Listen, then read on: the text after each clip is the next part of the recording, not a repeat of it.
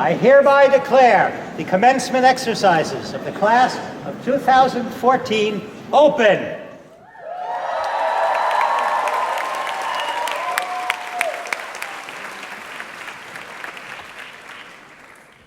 Will Natalie Jenkins, the newly elected president of the Undergraduate Student Council for 2014-2015, please come forward and accept custody of the mace.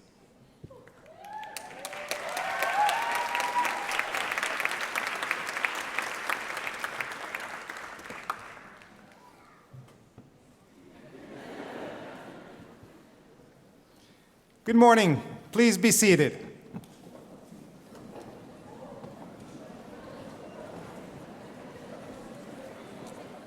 My name is Marc Monteard, the Vice President and Dean of Student Affairs, and I will be serving today as the Master of Ceremonies for this year's graduation ceremony.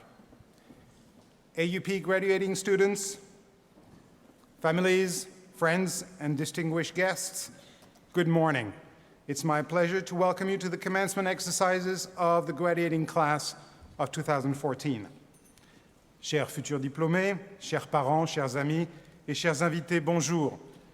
J'ai le plaisir de vous souhaiter la bienvenue à la cérémonie de remise des diplômes de la classe 2014. Guten Morgen. Dobry dzień. Ni hao. Buongiorno. Assalamu alaikum. Hola. Dober dan. Ohayo gozaimasu. Nangadef. Okay, don't worry. I'm not going to do all the languages present today. This is a very difficult thing to do at AUP anyway. And I apologize to all those of you who did not recognize their language in this short list of greetings, either because I butchered the pronunciation so bad you couldn't recognize it, or because I did not do your language. Whether or not you heard a familiar greeting, I want to make sure that you know that we want you to feel welcome today. You actually only need to turn right or left, look behind you or in front of you to realize how diverse our community is. And this actually might help you, parents and friends, to understand the multicultural environment in which your children have spent the last 2, 3, or 4 years. In turn, it explains how they have grown, opened their minds, and learned to navigate in a world that knows fewer and fewer boundaries. All the colors around us, starting with the faculty regalia, but not limited to this, and the fancy dressing clearly tells us that this day is one of celebration. Every society, every group has its landmarks. Birth, religious rituals, weddings, etc. Graduation is one of them, a very important one in our world of education. First, of course, it's important to the graduating class as we recognize their academic achievements. So class of 2014, congratulations.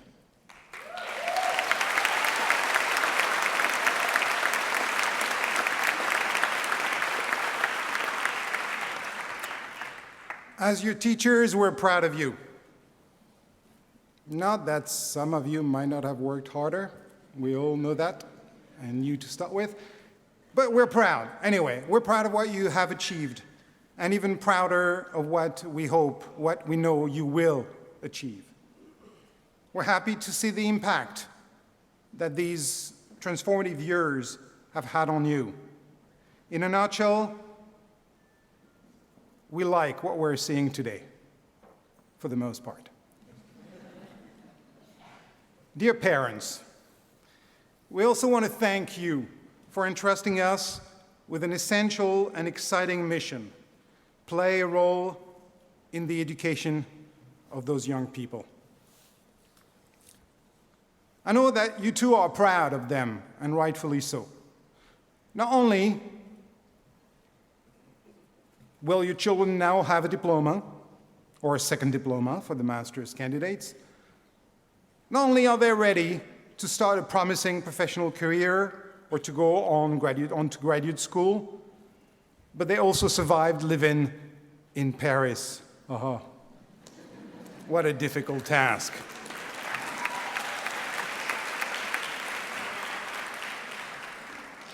And on top of that, parents, believe it or not, they most likely have now realized that the fridge does not automatically refill itself. That the dust does not go away magically just by the virtue of opening the window. And finally, that the bills do not get paid without at least a little effort, even in this age of new technologies. They have matured and they have acquired, on top of an intellectual education, a practical autonomy. That makes us parents feel like we've fulfilled at least part of the parental journey. Does it feel good or does it feel good? Now with the new graduates, please stand.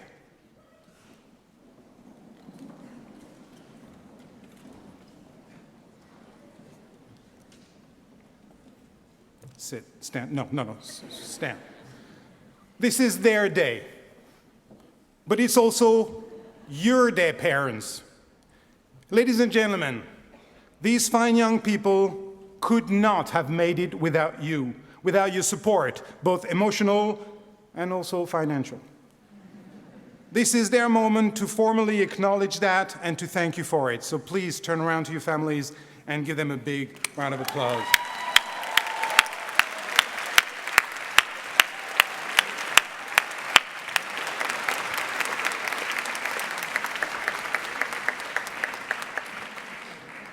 Be seated. And now let's rejoice and go on with our commencement exercise. The American University of Paris has a tradition of honoring those students, faculty members, staff members, and distinguished individuals whose performances have been exceptional and whose contribution to the university deserves special recognition. Every year at graduation, we begin with an awards ceremony to honor special achievements in the areas of scholarship, teaching, and service to the institution. I now call on Dr. Judith Ogilvie, AUP's Chair of the Board of Trustees.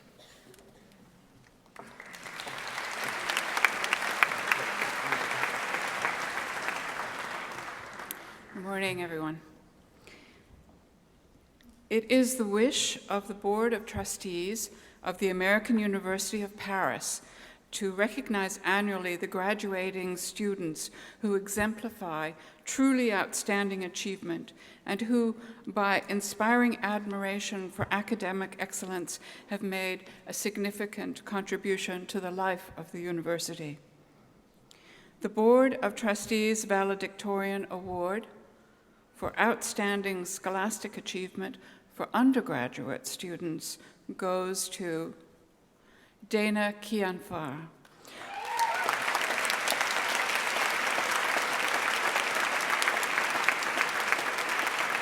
Dana achieved a cumulative GPA of 4.0 out of 4.0, the highest in his class.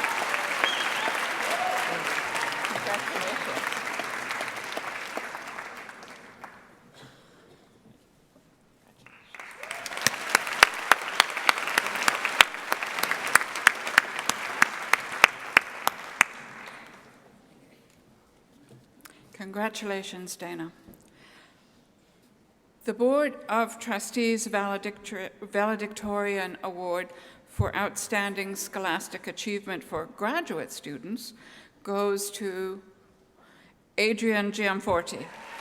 Adrian achieved a cumulative GPA of 3.95 out of 4.0, the highest in the class.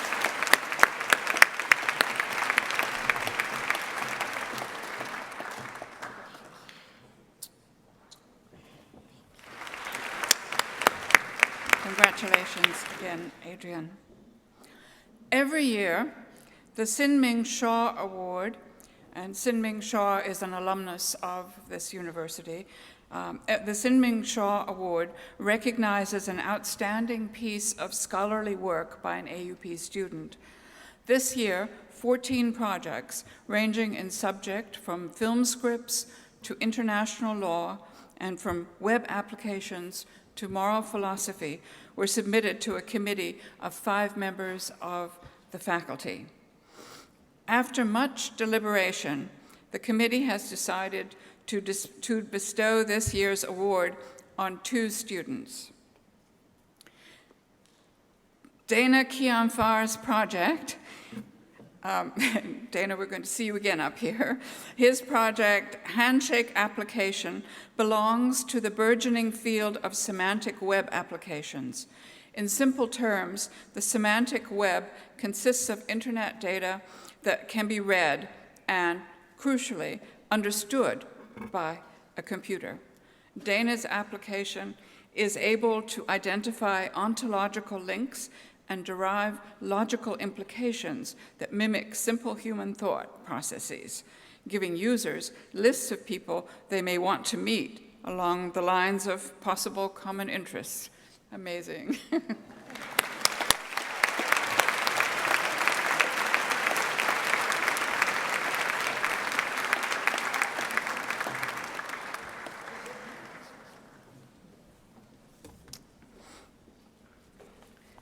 And Monica Selige's project,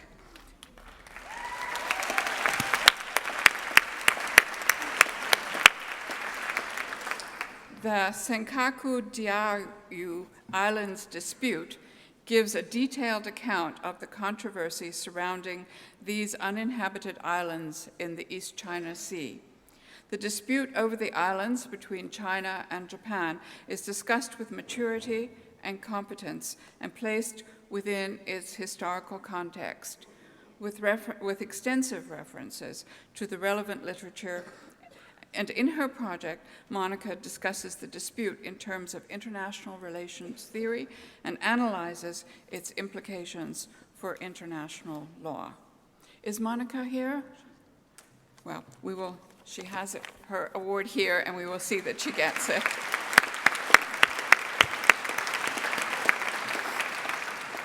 Both of these projects were outstanding in different ways, and the committee felt happy to award this year's prize jointly to Dana Kiamfar and Monica Selige. So, congratulations, both Dana and Monica.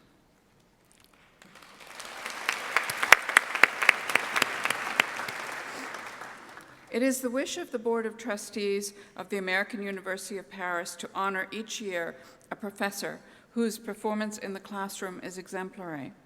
AUP professors evince the highest possible commitment to the art of teaching and to its central role in a liberal arts education.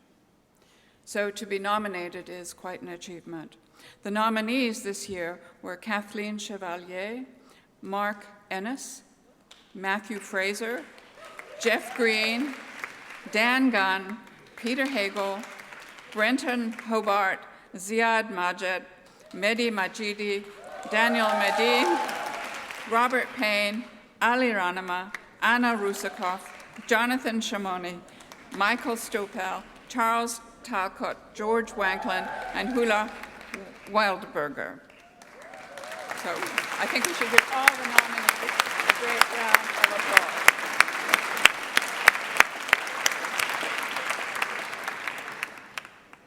Out of this distinguished group, the Board of Trustees Award for Distinguished Teaching for 2013-2014 goes to Peter Hagel.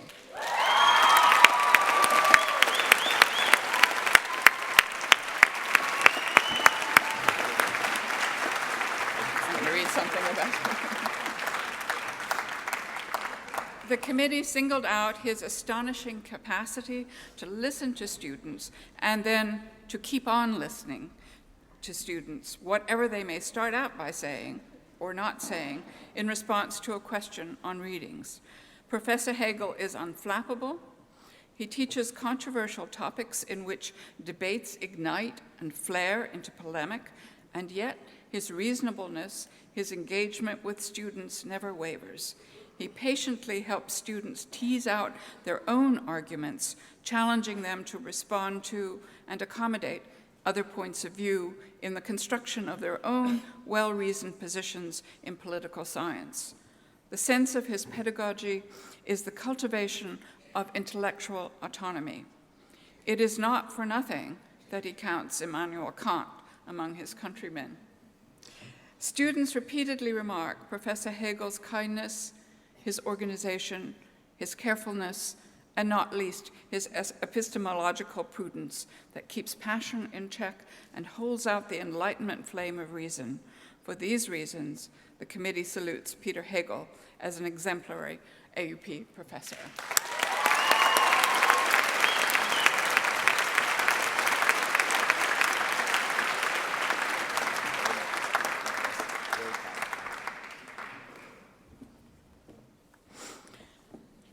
Finally, it is also the pleasure of the Board of Trustees of the American University of Paris to honor outstanding faculty achievement in the areas of curricular development and interdisciplinary innovation.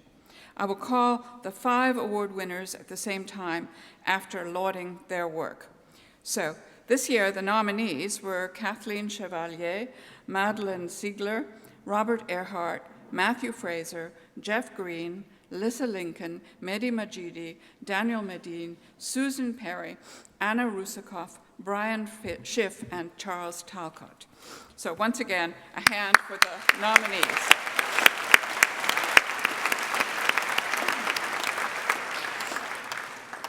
Professor Jeff Green and Daniel Medine are receiving the award for curricular development.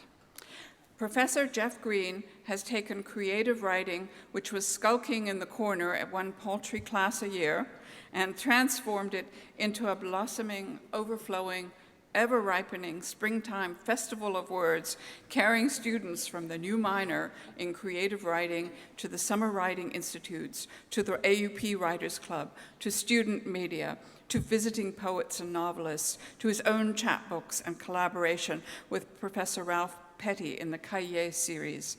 Have you ever felt there was something to be done with words that was waiting only for you to do it? Knock on Jeffrey Green's door.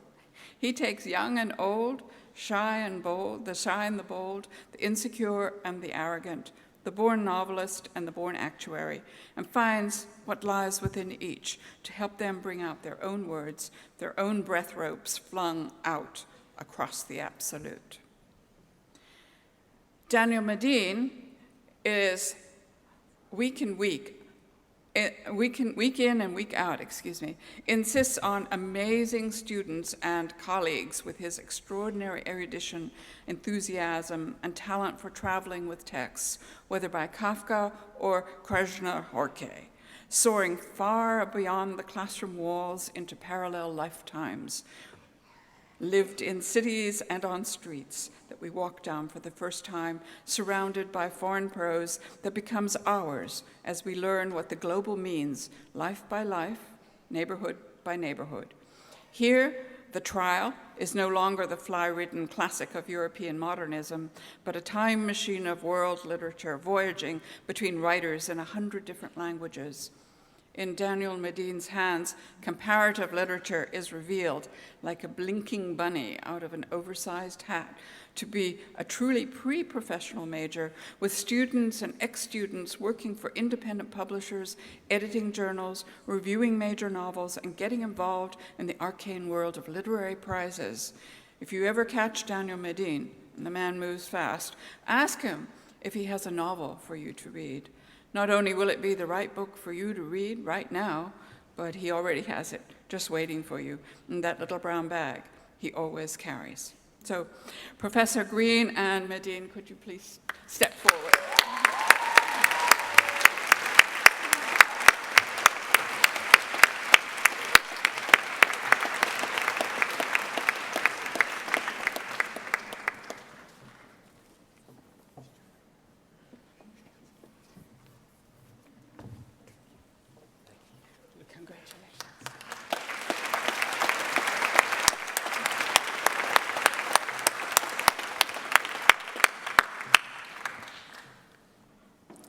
Now, I will read the names of the recipients of the Award for Interdisciplinary Innovation. I'll ask them to come forward after I have read their laudation.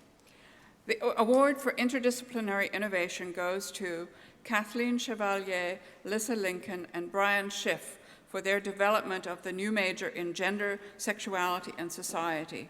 These intrepid scholars rescued the gender studies minor from oblivion.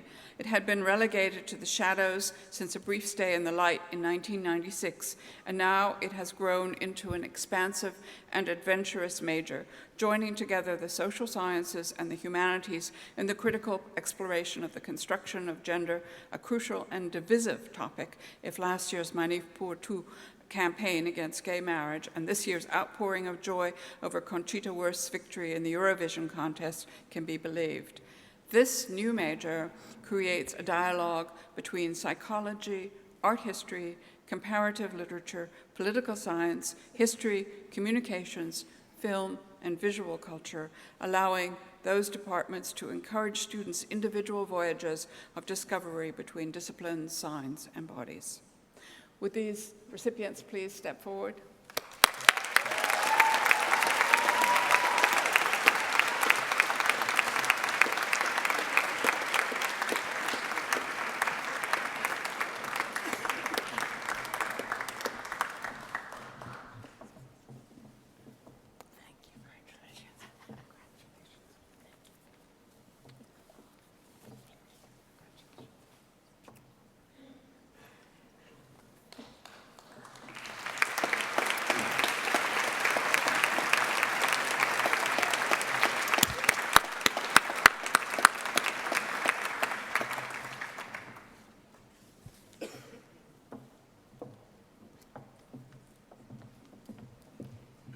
It is my pleasure to award the Staff Award for Distinguished Service 2014, for which there were 15 meritorious nominees.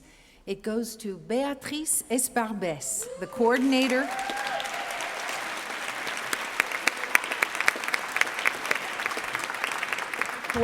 of AUP's Student Immigration Services.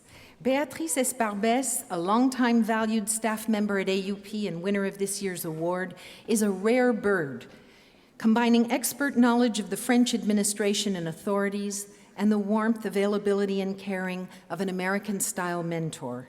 She has nurtured relationships for AUP with the French Préfecture and various embassies, and shepherded virtually every entering student not of European nationality through the strict French immigration process.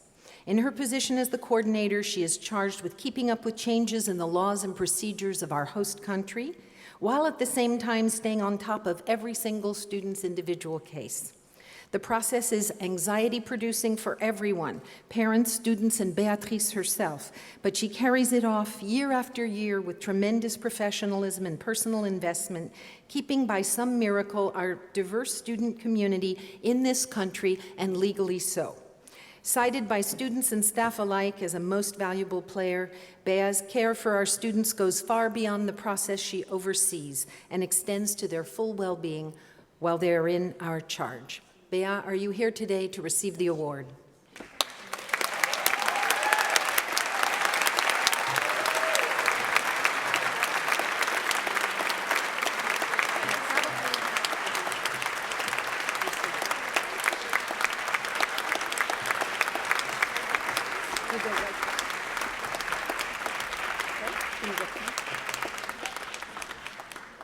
It is also my pleasure to give the Presidential Medal of Distinguished Achievement 2014 to Pierre Salinger. I would like to invite Papi Nicole Salinger to come to the podium to receive this award on behalf of her late husband, Pierre Salinger. Papi, are you there?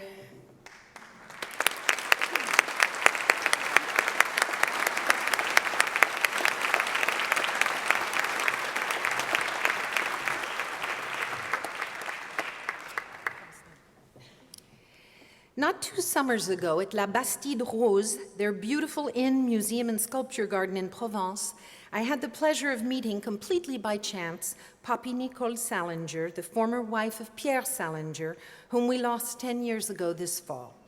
As soon as we were introduced, hearing her name, I mentioned that Pierre Salinger had been one of AUP's most illustrious and influential board members. We have been fast friends since, and we are collaborating this year at AUP on 2 exhibits of photographs and memorabilia commemorating Pierre's American and French years. There's another connection, too. Pierre's son, Gregory, also attended ACP. Pierre Salinger was not only one of the longest-serving trustees of this university, a member of the board for 20 years from 1978 to 1998, its vice chair, chair, and honorary chair, but he also presided over one of the most transformational changes in our institutional history. Without Pierre Salinger's determination, his contacts and influence in France, and his productive partnership with Dan Sokolow, AUP's 4th president, we would not be the French institution we are today. In fact, to Pierre Salinger may be attributed AUP's fully legal dual citizenship and our safe passage to French legal, juridical, and fiscal health. One of the several great board architects of the university's future, Pierre had the appui in France to regularize our status and the bicultural sensitivity to work to align faculty and staff benefits with both French labor laws and American academic traditions. He was generous with students and faculty and mentored, we found out just last night, Lillian Green Chamberlain, one of our honorary degree recipients, whom he brought on the board. Charismatic, gregarious, articulate, and commanding, the son of a French mother and an American father, Pierre Salinger was an accomplished journalist, television commentator, and author, but he is best known, perhaps, for his role as press secretary to 2 giant American presidents, John F. Kennedy and Lyndon B. Johnson. Deeply affected by the assassinations of John and then Robert Kennedy, next to whom he was standing when it happened, Pierre returned to Europe to take up several important journalism posts, the first to L'Express under Servan Schreiber, and the second as bureau chief for ABC News in London. Buried in Arlington National Cemetery, revered for his quick wit and remarkable capacity to explain the French to Americans and the Americans to the French, Pierre Salinger played a guiding role in the history of our university. And to his wonderful wife, Papi, on Pierre's behalf, 10 years after his death, I bestow with honor the Presidential Medal of Distinguished Service.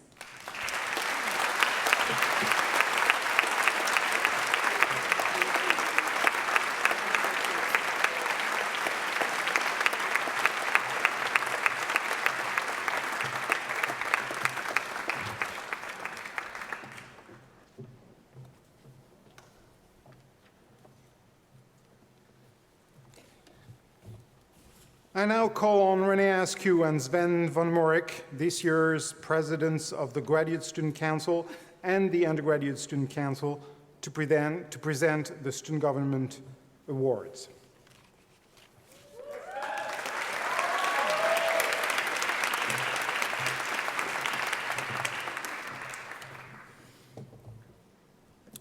Good morning. You all look so nervous. As student government, it has been our privilege to work with students outside of the classroom this year. And looking back on this year, we have a lot to be proud of. We've worked with students who contributed to their community and who gave back, both in Paris and outside of Paris. We've seen students care for our environment and think about a better future for our planet. We've seen a lot of students put in many hours for student media, working on our existing publications and also thinking of new platforms in which students can communicate and build a community through media, leading to the creation of a new major in journalism, I'm happy to say. And most visibly, perhaps, we've had the pleasure of introducing a number of very visible individuals to our campus, most notably, perhaps, Dr. Jane Goodall, who was here 3 weeks ago. Now, besides these accomplishments and things that we can be proud of, we've also faced one very particular challenge, which is common to any SGA team, which is the challenge of building a community. How do you build a community in a city like Paris? How do you build a community in a university where there's so many different people, with so many cultural backgrounds and so many languages? How do you build the kind of community that gets people to feel at home even after they leave the university and become alumni. It is my incredible pleasure to announce today 3 students that our undergraduate student council has selected, who have, in our eyes, contributed to this sense of community and who've really, really pushed for this university to feel like home and for these students to be involved and get together to do things that matter outside of the classroom. These 3 awards on behalf of the Undergraduate Student Council go to 1 student, 1 staff member, and 1 professor. The student is an individual I incredibly admire who has gone way beyond to contribute to our community and to help AUP students get together and give back. She has created a new club at AUP and successfully built 2 homes in Africa. For faculty, we have an award for a professor who's new to our campus and who has taken quite some time and effort into our new recycling program, which got introduced last fall, and who's really gone above and beyond in assisting students outside of the classroom as well and building this sense of community. Last but not least, for staff, we have an award for an individual who's also new to our campus and who's basically just been involved in pretty much every single event out there, who's always working behind the scenes. Again, it's my pleasure to applaud these individuals and welcome them to come up to stage to receive these awards from student government and to feel very proud of themselves. I'd like to call forward Takara Lutner,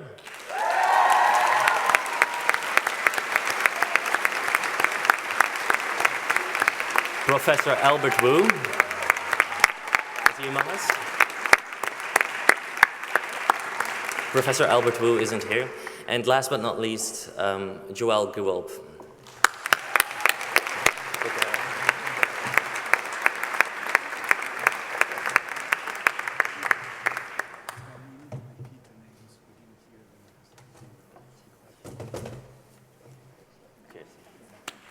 Yes.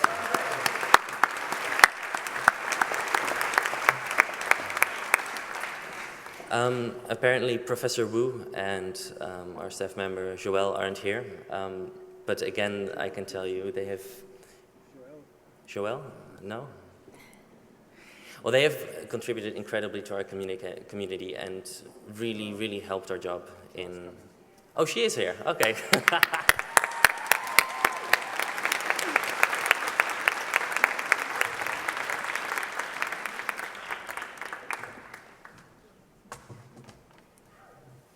Congratulations.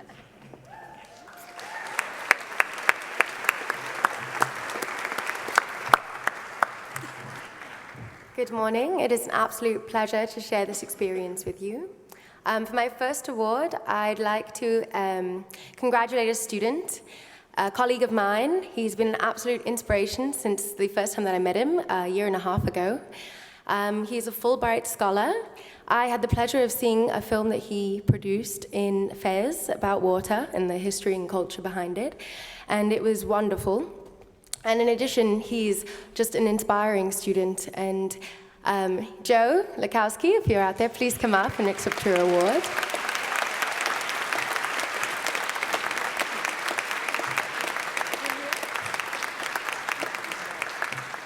Unfortunately, Joe's does not seem to be here, but he's absolutely an inspiring student. My next award is for a staff member. This probably comes to no surprise to any of my fellow students. Sinead Uesha, where are you? There she is. Sinead is an absolutely wonderful woman.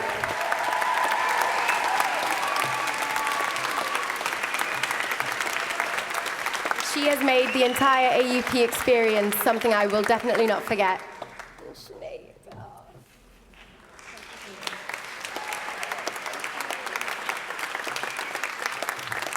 And for my last award, I'd like to invite my colleague, Sarah Braun, to present it right now.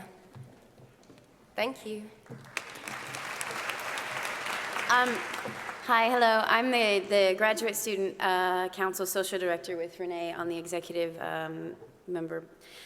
staff, and we were talking about who we thought would be a good representative for a service award to the campus and the faculty. And the award that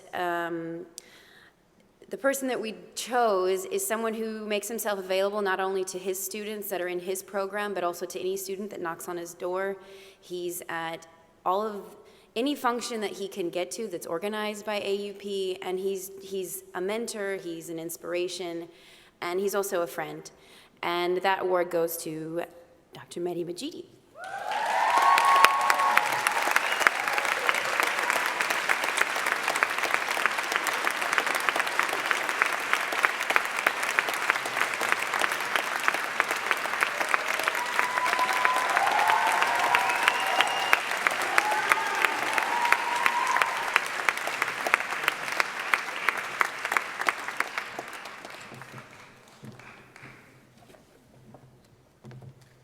Thank you.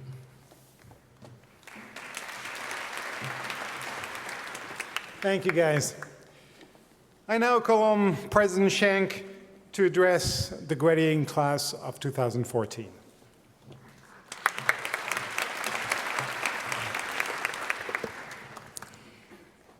Men and women of the class of 2014, you come of age at a remarkable historical moment. The potential of your generation to reshape the contours of the world we live in politically, economically, and environmentally knows no bounds. National borders have fallen in Europe and are losing their edges elsewhere. Cultural, ethnic, religious, and ideological identities crisscross political boundaries and connect people via satellite and cell phones and the internet into imagined communities of increasing power and influence. As every AUP graduate knows, in a globalized world, our belongings are multiple, our allegiances mixed, our identities more fluid than fixed. Indeed, none of us any longer will be the citizen of just one country, even if some of our citizenships are of the adopted sort. Into this world, you graduate, perhaps better suited than students anywhere on earth to shoulder the responsibilities of the world's problems and to find empowering solutions to them. We call you at AUP our explorers, students who come to us in Paris from the four corners of the globe to begin their undergraduate or graduate studies with greater maturity than your usual college-going student, with a hunger to see the world and learn its languages and cultures, with a desire to become part of a global family, and a belief that you will find your place in it. By choosing to study in a place other than home during the years of your studies, you have learned several essential things. That your own country is not the center of the earth, that it is possible to be at home in more places than one in this world, and that there is something ineffably, profoundly transformative about having spent even a year or two of your life in the French capital. Your own cosmopolitanism, like that of many before you who came to Paris to find out who they were, may have been born here. One of the things I love to say about the students of the American University of Paris is that you are so much of the world that you are for it. Hailing from over 100 different nationalities, having brought into the university over the past decade 117 different dialects and languages, you have helped create on our campus a kind of third place, a community of not inconsiderable freedom, where each of you simultaneously leaves your cultural baggage at the door and brings it comfortably inside to share with others. Those of you graduating today know just how much your years in the crucible of AUP's global, cross-cultural, and comparative curriculum, under the guidance of this stellar faculty, itself multicultural, has changed how you look at and live in the world. We actually have proof of that. We have just completed a destination survey of our last 3 graduating classes. And here is what we've learned from our sample of over 60% of those alumni. AUP graduates from the classes of 2011, 12, and 13 are living today in 50 countries around the globe. 86% of them have an international aspect to their career, and 63% are working or have worked in a language other than their native language. I'm not sure any other university on the planet can boast those kinds of outcomes. And this class, your class, will be no exception.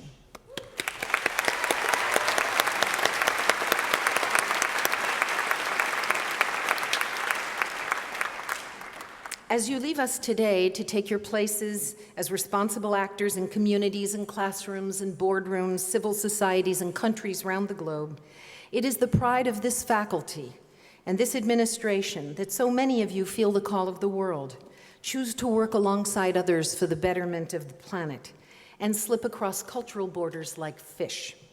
As you go forth as our emissaries, keep foremost in mind that the mission of our university is to foster in our graduates a sense of belonging to the world and a responsibility for a world of global interdependence. I believe very strongly that great universities are judged ultimately not by the rankings or the number of books in the library or the SAT scores of its freshmen or the salaries of its alumni, but by the impact of its graduates on a world that has need of them. The power of your generation to transform the social and political fabric of our lives is enormous, and with that comes responsibility. It will be my honor in a few moments to present to you our 4 honorary degree recipients: Edward Freeman, Lillian Green Chamberlain, Judith Hermanson Ogilvie, our board chair, and Nicholas Vreeland. All scholars, all activists, all humanitarians, all cultural translators in a manner that is trademark for graduates of this university, all believers that young people such as yourselves hold the keys to a whole new humanity beginning here. As you listen to the laudations in a few moments, I invite you to project yourselves forward into your own brilliant futures and to imagine, as our honorary laureates have, what a difference it makes to live a globally engaged life. This year, we are honoring our own. Each of our doctors honoris causa has a history with the American University of Paris. Edward Freeman, Lillian Green Chamberlain, and Judith Ogilvie have all served illustriously on the AUP Board of Trustees, and Judith Ogilvie and Nicholas Vreeland are both alumni of the university. Lillian Green even married an alumnus of the class of 1981, John Chamberlain, distinguished in his own right. I hold each of them up to you as exemplars of what a single globally minded citizen can accomplish in the world. What characterizes each of these individuals is that when doors opened in their lives, they walked fearlessly through them, finding time after time that their calling, their destinies beckoned just beyond. What joins each of these explorers to each other and to you, what makes each of them a living emblem of our university, is that all 4 belong fully to the world. Each has been a fearless boundary breaker, a willing translator, and a challenger of the status quo. Each of them has, in their different ways, labored for the common good, for the environment, for political or economic equality, for an end to racial or ethnic or religious discrimination, for the eradication of poverty, and as public intellectuals and educators, for the truth in the face of dissimulation or ignorance. And now let me proceed to the laudations. Madam Chair, distinguished guests, faculty, students, parents, friends, invited guests, it gives me great pleasure to introduce our first candidate for the degree of Doctor of Humane Letters, honoris causa. I am proud to present a posthumous honorary degree to a distinguished representative of the field of astrophysical sciences, Edward A. Freeman. Will you, Joy Freeman, Edward's wife, please step forward to accept the award on behalf of Ed Freeman?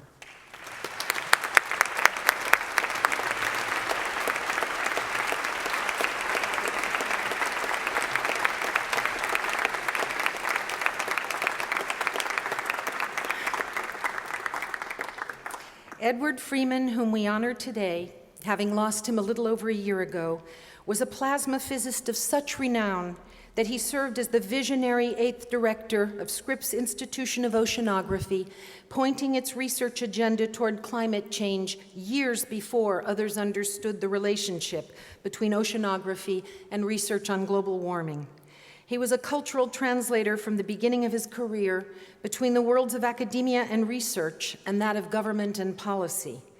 Director of the Office of Energy Research and Assistant Secretary of the Department of Energy under the Carter administration, he participated in early, controversial public discussions over synthetic fuels, nuclear waste, and atmospheric carbon dioxide. An early influencer he was of U.S. energy policy. As a member of the National Academy of Science, he published an influential report that introduced the science of sustainability studies as a new discipline to universities. His commitment to a peaceful and sustainable planet, his striving to make all possible connections amongst educational institutions, government, and business in order to achieve that goal, and his personal discipline for enacting his principles in the world right up until the very last days of his life inspired all of us at the American University of Paris. I have never known someone whose leadership was so powerful, yet whose voice was so soft we would lean forward to catch every word. He relied upon research, data, and the gentle, firm persuasiveness that was his hallmark to change our culture too. If AUP has today a dynamic young climatologist, a biologist who specializes in biodiversity, a completely reorganized science offering for its global citizens, its first science major focusing on quantitative environmental science, and a master's in the planning stages on climate policy and practice, it is in large measure because of the decade-long influence of Edward Freeman on AUP's president, board, faculty, and students. During all the years of my deanship and presidency, he was my close friend and mentor, and not a day goes by without my missing him. To Joy here on the stage and to your daughter Wendy in the audience, it is our great honor to present you with Ed's diploma and hood from the American University of Paris. Joy.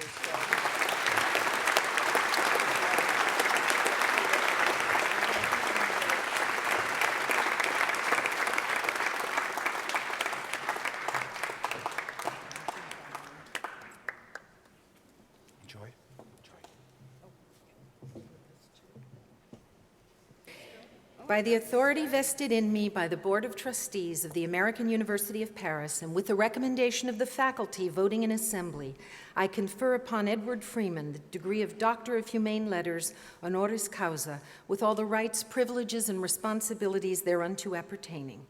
As you accept this degree and hood, Joy, we welcome Ed forever to the American University of Paris community.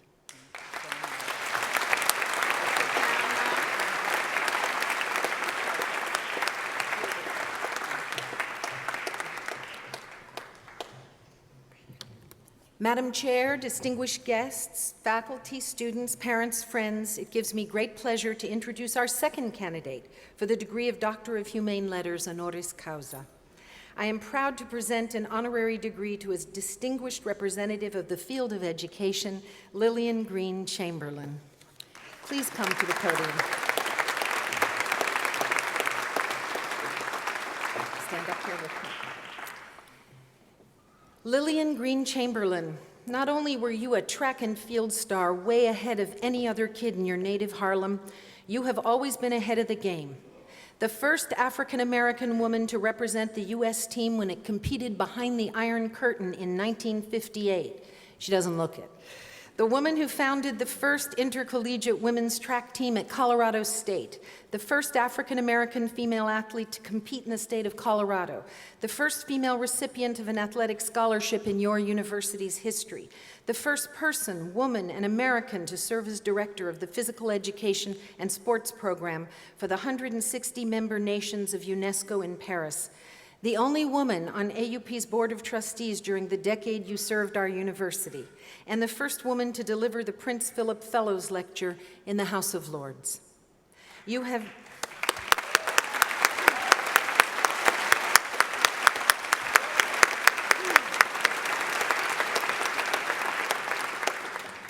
never been afraid to be the first woman to cross the finish line. All your major track and field wins well in hand before gender equity, before the Women's Sports Foundation, before National Girls and Women in Sports Day, before the Colgate Women's Games, for which you are the annual official announcer, and of course before Title IX, which you have championed tirelessly.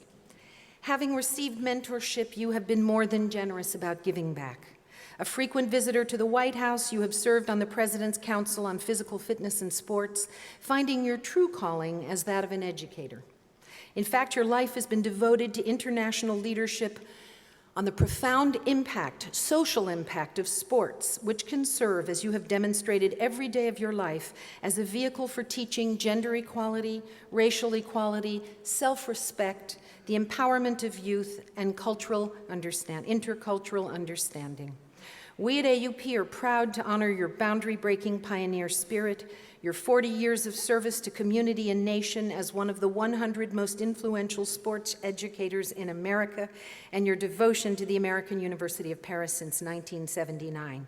As you said to me last night, you feel as if you're home. Indeed you are. Thank you.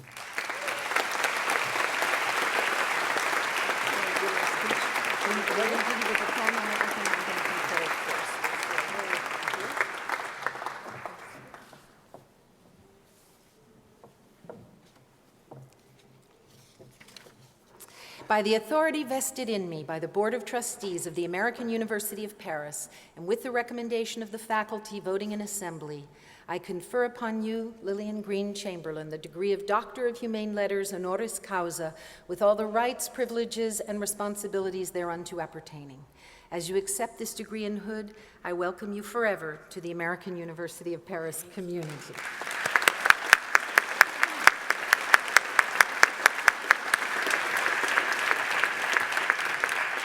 Dr. Green has a few words for the class of 2014.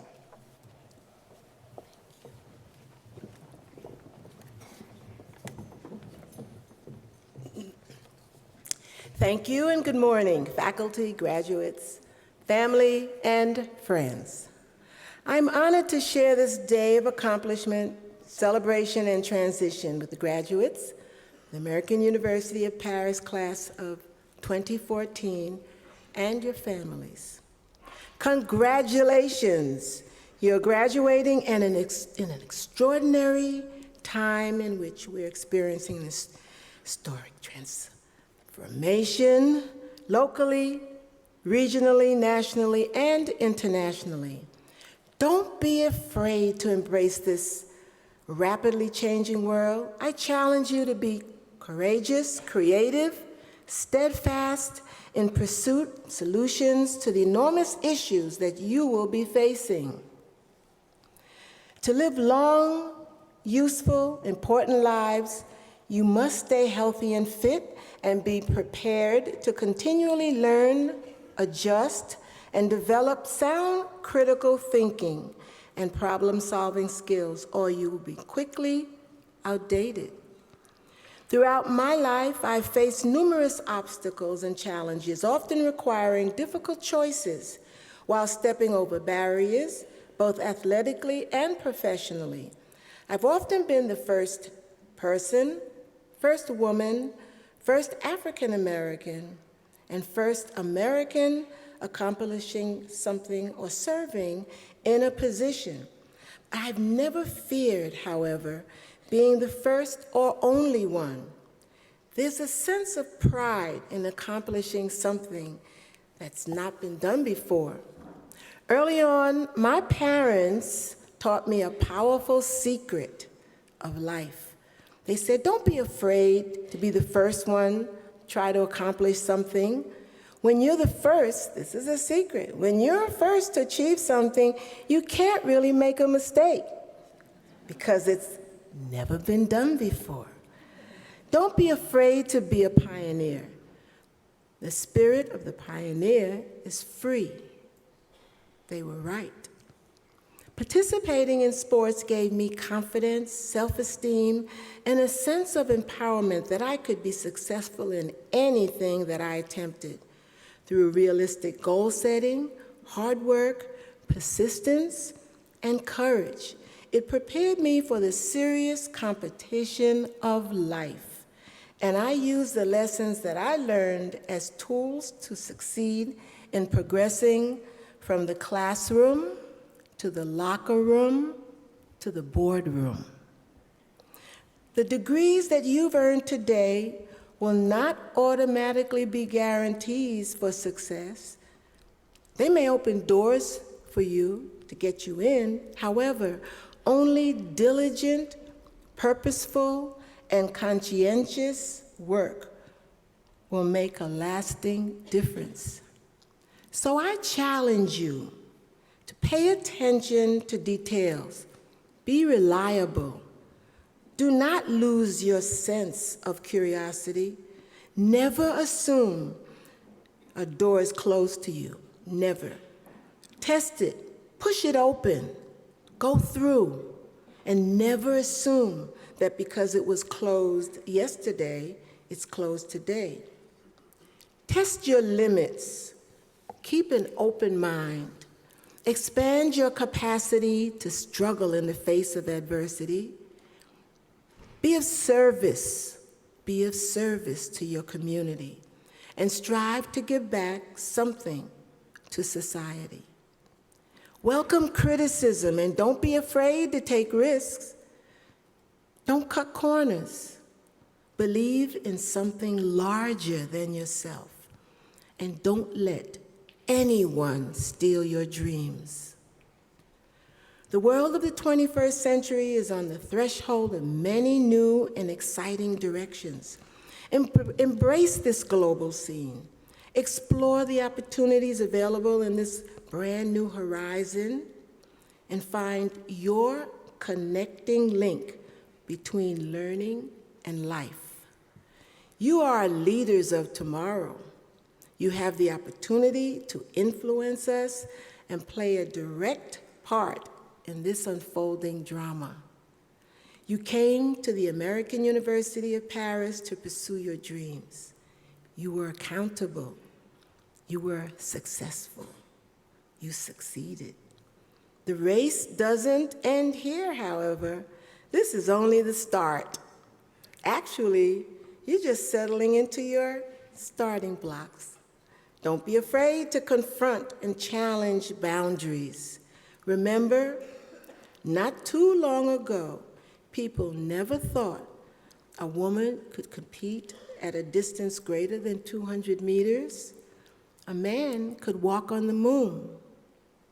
An African American could be president of the United States.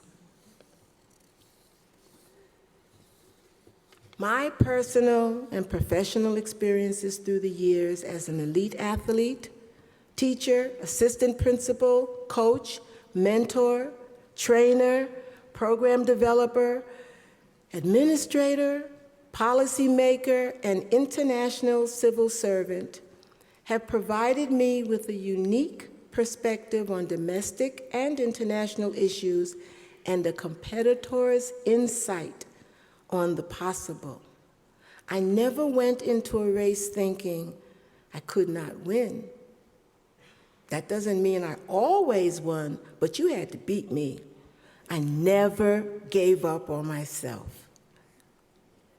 If an African American girl of limited means, born in Harlem, in New York City, could grow up to compete, educate, challenge, and change ideas, minds, and lives of countless individuals around the world, then you, with the understanding of today's global environment, have unlimited opportunities ahead. Embrace this changing world. Confront the challenges presented. Don't be afraid of change. Each one of you has the ability to make a difference. Step up and take your rightful leadership positions. You have control over your destiny. This can be the most exciting and rewarding time of your lives. Go for it. Good luck. Thank you.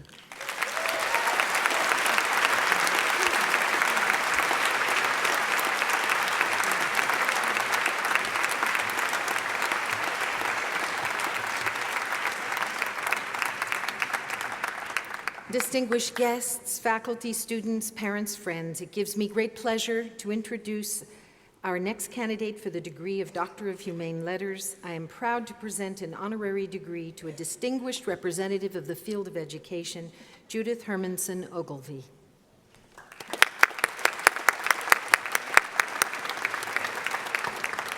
Over here.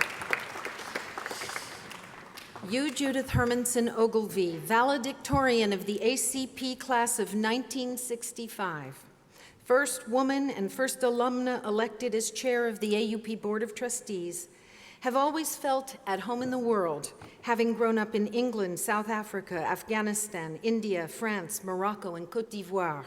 Later, as an adult, you added Uganda and the Philippines to that trajectory. The personal quest that has defined your career, as well as your historic impact on our board and the university, is your passion for helping institutions face down difficult, sometimes intractable problems. This has led you to a brilliant career in international development and humanitarian assistance, to senior leadership roles in the Peace Corps, the U.S. Department of Housing and Urban Development, the Cooperative Housing Foundation, CHF International, and the Pan American Development Foundation. It has inspired you to found at Northern Illinois University a groundbreaking interdisciplinary center for NGO leadership and development. The impact of your humanitarian leadership in assisting vulnerable populations extends to some dozens of countries and tens of millions of people. Inequity and inequality are anathema to you, prompting you to work through all available channels, government, the academy, the private sector, and civil society to bring an end to them. That special talent of yours to lead complex institutions toward their best and most efficient selves has also been your biggest gift to AUP. On your remarkable watch, upon which tenure the board yesterday conferred emeritus status, the university survived merger discussions, refounded governance at all levels, appointed a president, dodged the financial crisis, founded graduate programs, achieved reaccreditation with honors, celebrated its 50th anniversary, rebuilt both administrative and technology infrastructure, benefited from your building of a truly exceptional board, and articulated AUP's role as a world university with a faculty, a student body, and a 21st century curriculum to match. You, Judith Ogilvie, are a shining exemplar of the AUP Explorer, living a life of international engagement, visionary educational leadership, and deep personal commitment to your alma mater. By the, let's see, do you have this? I get to give that to you because you're not there to give it to you.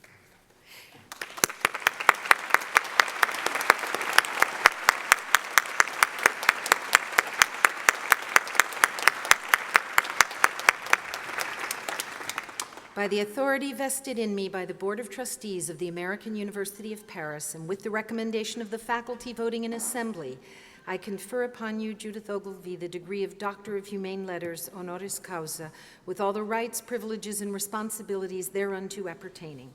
As you accept this degree in hood, we welcome you eternally to the American University of Paris community.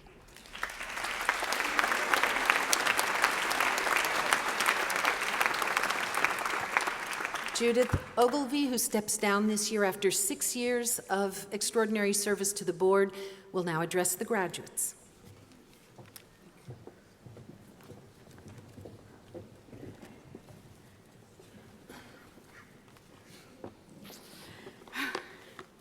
Good morning. Thank you so much, President Schenk, and good morning to you all again.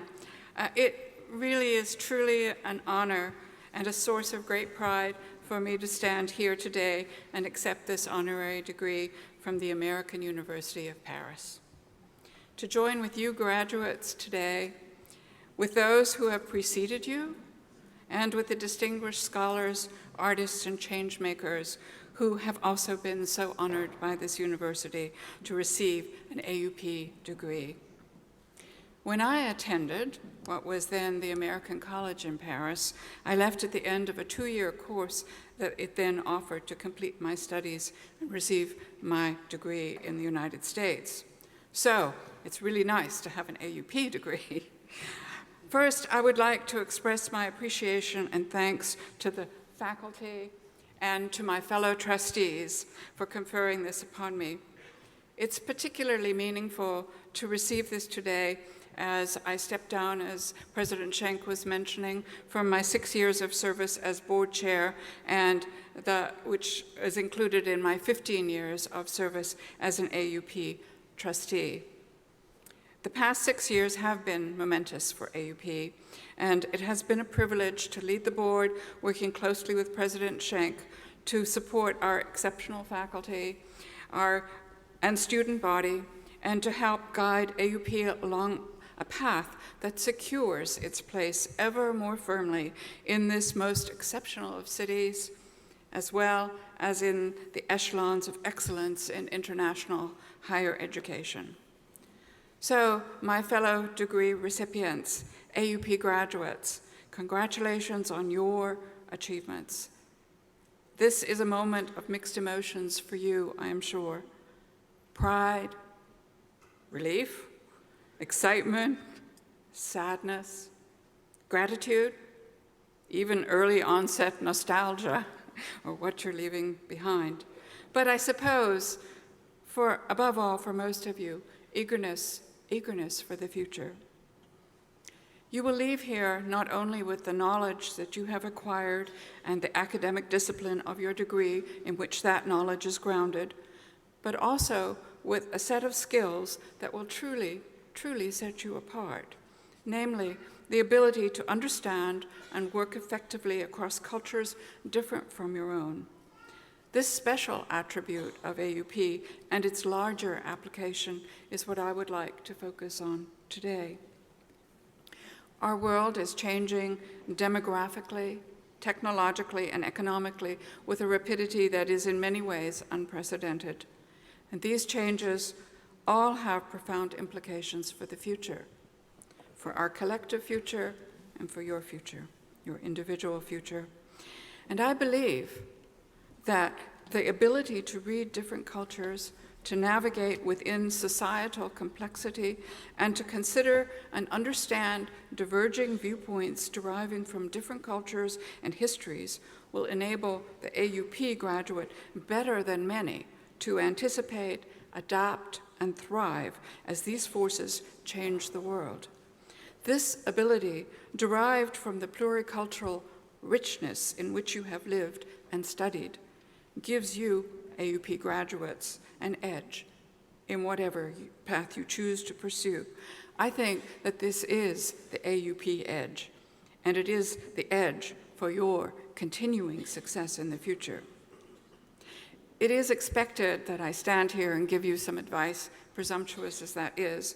So, as you take your next step, whatever they might be, my advice to you is to continue to develop that edge. At my other alma mater, Smith College, the graduation speaker this year was to be Christine Lagarde, the head of the International Monetary Fund, and coincidentally, an honorary degree recipient of AUP. She withdrew from speaking at Smith as a result of protests that had been mounted by students who disagreed with IMF policies.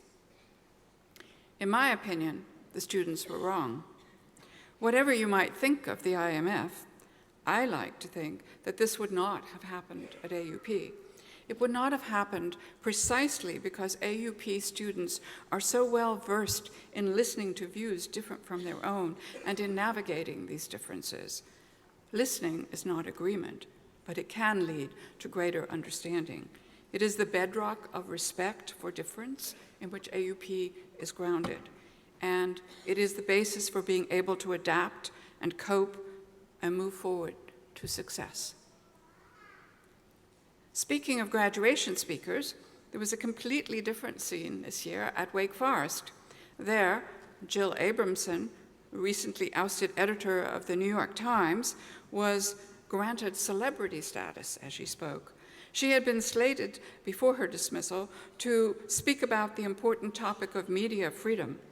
But instead, after the abrupt turn of events, she chose to speak with those graduates there about resilience in face of adversity. You will all have setbacks. Maybe not as publicly as in the case of Ms. Abramson, but you most assuredly will have them. Everyone does. And when you encounter problems, the first order of business, don't panic. And then the second order of business is to figure out what to do next. It is then that you will need to draw on your inner resources to move forward, to understand the situation in as precise a way as you can, and to listen both to others and to yourself.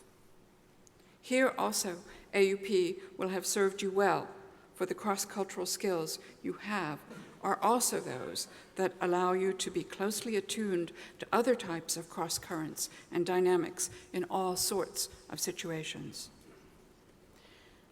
About a year ago, there was an interesting article in the New York Times by James Bryant about how to get a job at Google. What does Google look for? It may not be what you think. First and foremost, Google looks for people with what they call cognitive ability. And that's different from IQ. In other words, if you're not Einstein, you may still have a shot at Google. What could be good news for many of us? As it looks to the future, Google says it looks for people who can process, absorb, respond to, and reformulate information from disparate sources. In short, people who are able to grapple with complexity. And that is what the learning environment at AUP has equipped you to do. Google also greatly values leadership, which for them is knowing when to take charge and when to step back, and humility, the willingness to listen to others and let go of one's ideas, modify one's views in the face of informed criticism and new information. And collaboration. This is very important in today's world, as innovation often is the result of a group or teamwork, the resonance of several people's ideas interacting with one another, and adaptability to new and changing circumstances. Not only go with the flow, but to embrace the change. Doesn't this sound like AUP to you? It does to me. The editors of AUP's first year book, produced at the end of the second year of the then college's existence, they paid tribute to that pioneering class, members of that first class, with great foresight, I think, calling them the beginning of the beginning. At the same time, they paid tribute also to the members of the succeeding second class, as it happens mine. They said of that class that it had made the beginning stronger. And so also, I say to you as well, 52 years after the first class entered, just as AUP has made each of you stronger and equipped you for the future, you too have made AUP stronger by being who you are, by your individual and collective achievements, and by what you will do in your future lives. I count on you as AUP graduates to live the best lives that you can, to contribute to the best of your abilities, making the world a better place than you found it, and to have as much fun as you can along the way. In making your choices, I wish for you to love the lives you live. The edge that you have obtained at AUP will help you to do all of these things. And whether or not you want a job at Google, the AUP Edge skill will help you in the class of 2014 to thrive and to be successful in an ever-changing world. Good luck for the future.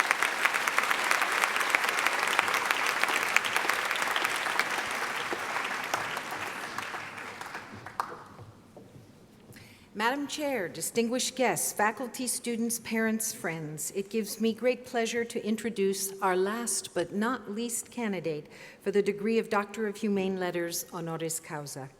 I am proud to present an honorary degree to a distinguished representative of the field of Tibetan Buddhist studies, Nicholas Freeland. Will you, Nicholas Freeland, come to join me at the podium?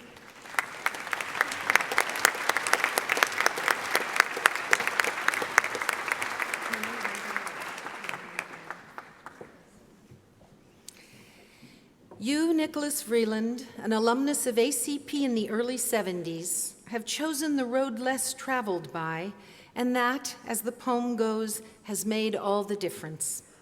In your commitment to living a life of spirituality and now leadership, to bringing the work of His Holiness the Dalai Lama to the West and the world we inhabit back to your monastery, you have accomplished an immense act of what we call cultural translation. Your stand, poised between the ancient revered traditions of the Ratu monastery in India and a world that badly has need of its values, has inspired us as we make the case at AUP for a world held in common. When His Holiness the Dalai Lama appointed you abbot, the only Westerner in history to head a Tibetan Buddhist monastery, he intended precisely that you bridge two worlds that are being edged toward one another by cell phones and satellites. He enjoined you to bring the monastery into its own modernity and to translate its traditions and purpose to the West. In 2010, deftly deploying your cultural knowledge of both worlds, you sold your stunning photographs to raise nearly $500,000 to build the temple at Ratu, as well as more monks' dormitories, this to house the rising number of monks fleeing Tibet to seek sanctuary at Ratu. To those of us who had the powerful experience last night of seeing the documentary Monk with His Camera about your life, it became evident why you were the Dalai Lama's choice. You have assumed the responsibility and the sometime loneliness of leadership with great humility and humanity, speaking less with a tone of authority than with wry acknowledgement at how challenging it is to live a life utterly devoted to the well-being of others, a life in which ego necessarily drops away. We at the American University of Paris are proud to claim you as one of our own.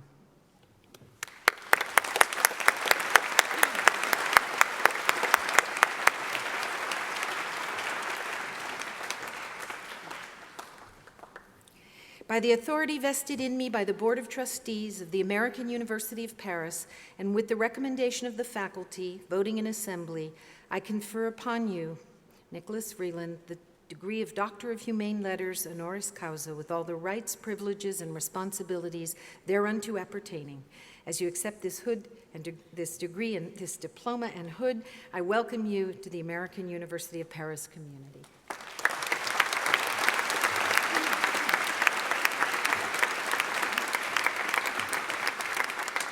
Nicholas Freeland will address the graduating class.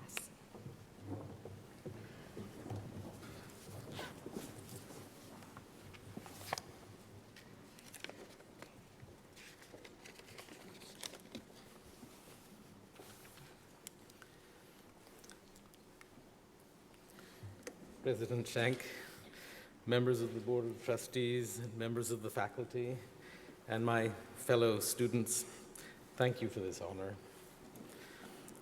I was dumbfounded to receive the very beautiful letter from President Schenck stating that the American University in Paris wished to grant me an honorary doctorate. I must be very honest, I was not a particularly good student while at ACP, and therefore to be so honored by this most respected academic institution is a little embarrassing. What I did have, and what I believe your time at the American University in Paris will have instilled in each of you, is a sense of confidence in myself. And I'm not speaking of arrogance, I'm speaking of a belief in one's own inner voice, a confidence to follow one's path through thick or thin, and to deal with the obstacles that present themselves along the way. I don't quite know how I arrived where I am. People often say that it must have demanded a great leap of faith, of courage, to become a monk and to devote myself to this path. But there was no leap. There were just a series of little steps along an unmarked path called life. It wasn't a particularly straight path. I was a photographer from the age of 13, spending as much time photographing and in the darkroom as my school permitted, maybe even more time than was permitted. I wasn't particularly good, but I devoted myself to it with passion and with love. I worked for photographers each summer, and though I eventually went to film school, it was photography that I remained devoted to.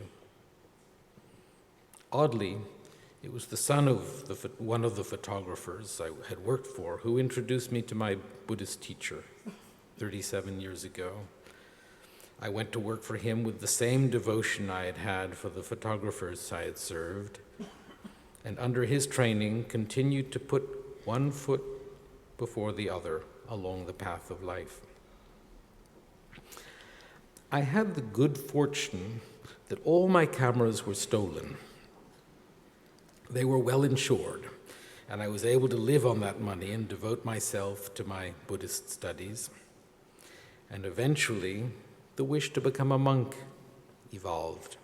At first, it was a dream, a distant aspiration.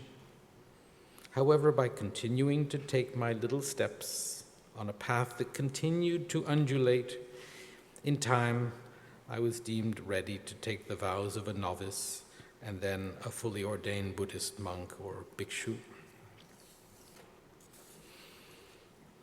I lived in a monastery in a Tibetan refugee settlement in the south of India, where I studied for 14 years before sitting for my Geshe examination. The Geshe is equivalent to maybe a doctorate of philosophy.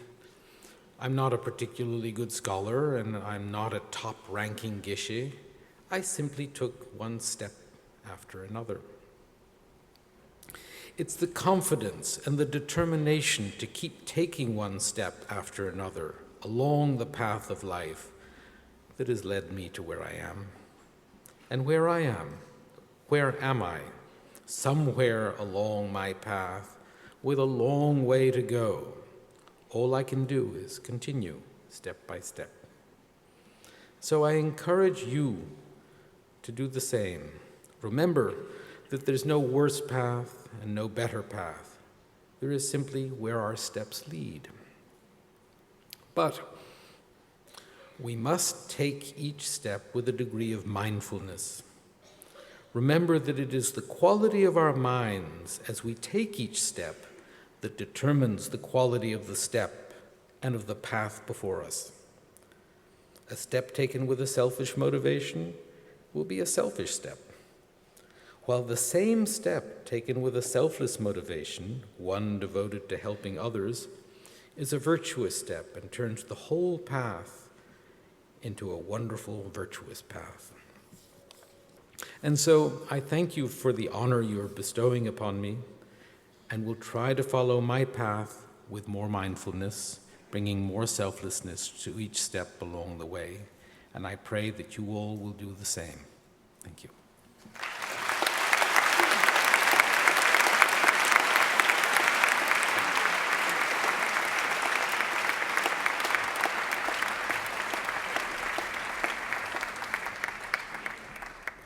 Thank you. This is now the moment of awarding bachelor's and master's degrees to the class of 2014.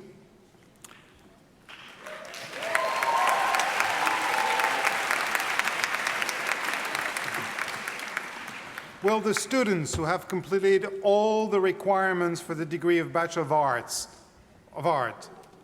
please stand.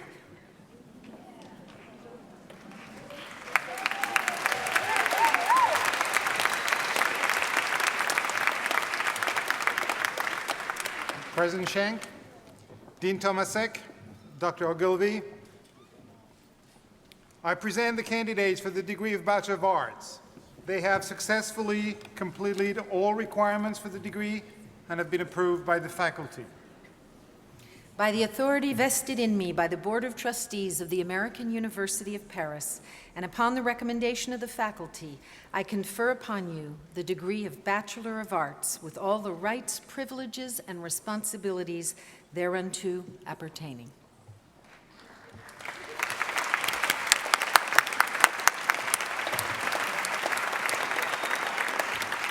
Please be seated. Will the students who have completed all the requirements for the degree of Bachelor of Science please stand?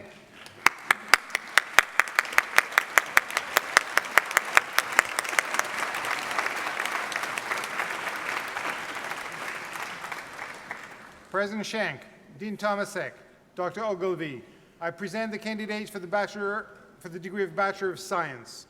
They have successfully completed all requirements for the degree and have been approved by the faculty. By the authority vested in me by the Board of Trustees of the American University of Paris, and upon the recommendation of the faculty, I confer upon you the degree of Bachelor of Science with all the rights, privileges, and responsibilities thereunto appertaining.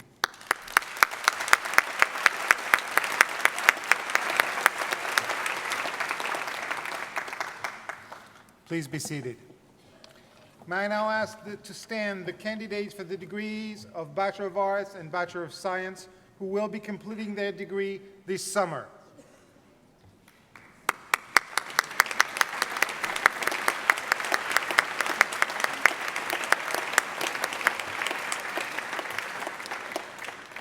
President Schenk, Dean Tomasek, Dr. Ogilvy, I am pleased to present the candidates for the Bachelor of Art and the Bachelor of Science who will be receiving their degrees this July. Please be seated.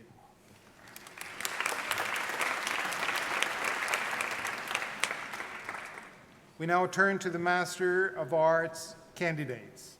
Will the students who have completed all the requirements for the degree of Master of Arts please stand?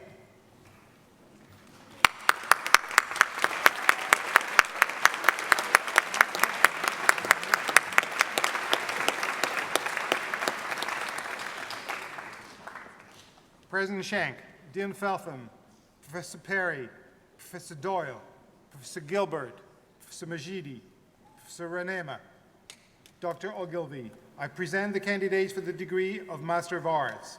They have successfully completed all the requirements for the degree and have been approved by the faculty. By the authority vested in me by the Board of Trustees of the American University of Paris, and upon the recommendation of the faculty, I confer upon you the degree of Master of Arts with all the rights, privileges, and responsibilities thereunto appertaining.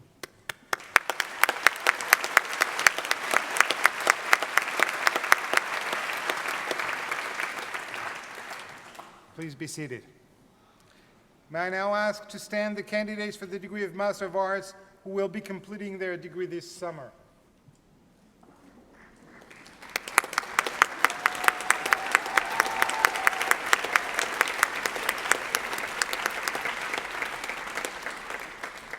President Schenk, Dean Feltham, Professor Perry, Professor Doyle, Professor Gilbert, Professor Majidi, Professor Ranema, Dr. Ogilvy. I am pleased to present the candidates for the Master of Arts who will be receiving their degrees this July. Please be seated. Now, my favorite part. I will read the names of the candidates for the degree of Bachelor of Arts, Bachelor of Science, Master of Arts, as you proceed onto the stage to receive your diplomas.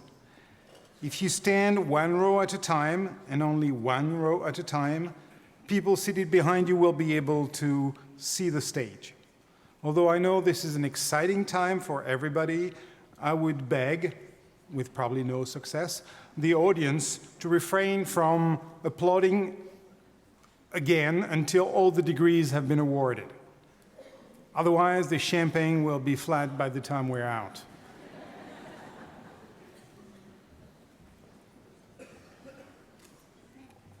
Just in case, if I were ever to mispronounce one of your names, which won't happen, but just in case, please forgive me. I'm doing my best, but it's tough.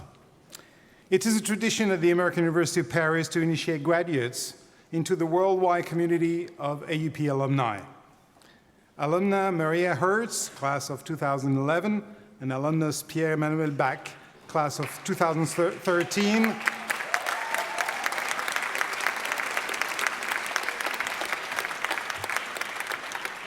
will perform the honors this year by handing each of you a rose as you walk across the stage. You're doing a beautiful couple, guys. Never mind. Okay. The candidates for the degree of Bachelor of Arts. Sarah Abu Elenin, cum laude. Emma Catherine Akins, magna cum laude, departmental honors in international business administration. Marie Eloud.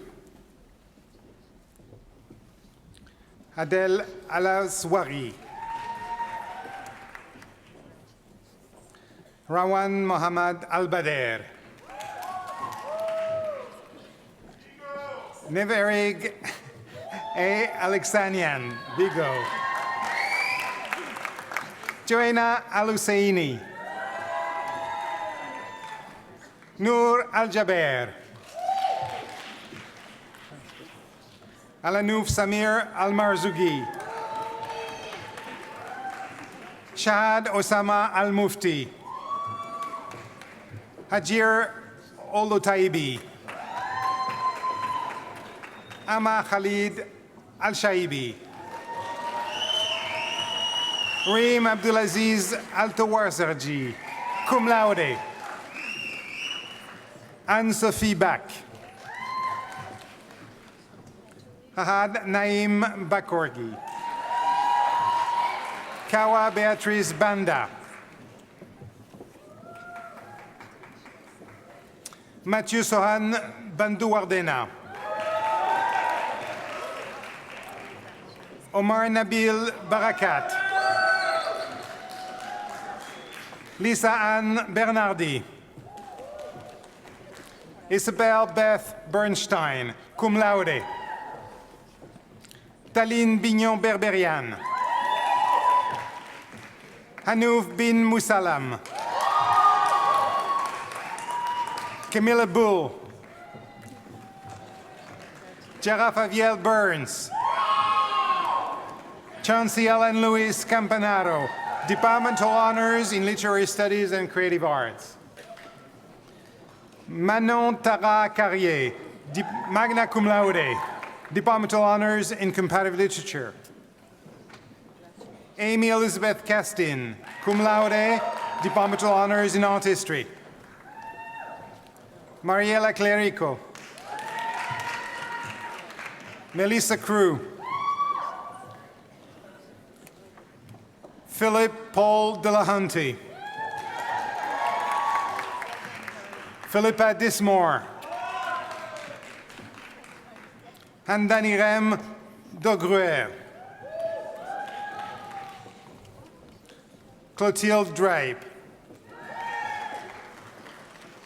Cody Coriel Dugas, cum laude, Departmental Honors in Global Communications.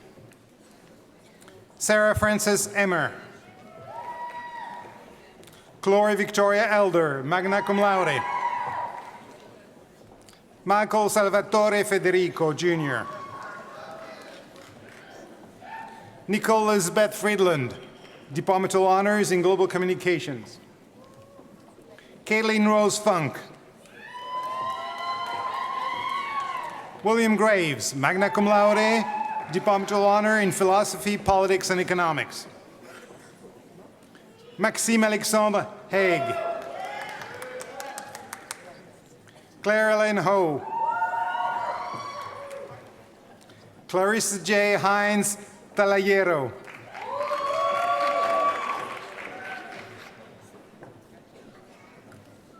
Will Inreg, cum laude. Felipe Ambroghi de Calaidian Jore. Alexandra Glory Kerr. Latifa Mohamed Mudaf Kalfan. Nora Keeland, Departmental Honors in International Economics. Karina Megan Clintworth, Departmental Honors in Global Communications. Aya Karam Kordi, cum laude, Departmental Honors in International Comparative Politics. Hindi Men Lalan. Philippe Etienne Yves Lévy.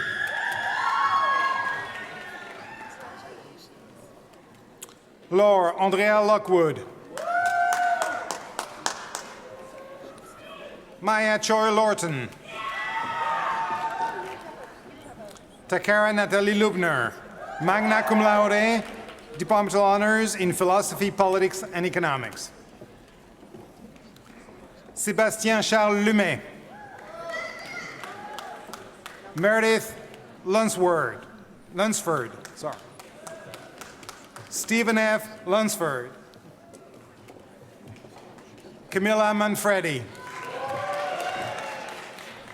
Yvonne Marine, cum laude, Departmental Honors in International Business Administration. Elizabeth Amori Marshall, magna cum laude, Departmental Honors in Global Communication. Mia Marsoto, summa cum laude, Departmental Honors in Global Communications and in International Economics. Shadi Matin. Juliette Marie-Alice Christiane Moulin. Sarah Moussaef. Minea Danielle Nastasi, cum laude. Kelly Ann Nolt, summa cum laude, Departmental Honors in Psychology. Vadim Nazarenko. Estelle Nguyen, cum laude. Melissa Alexandra Novotny. Kamel W. Omais.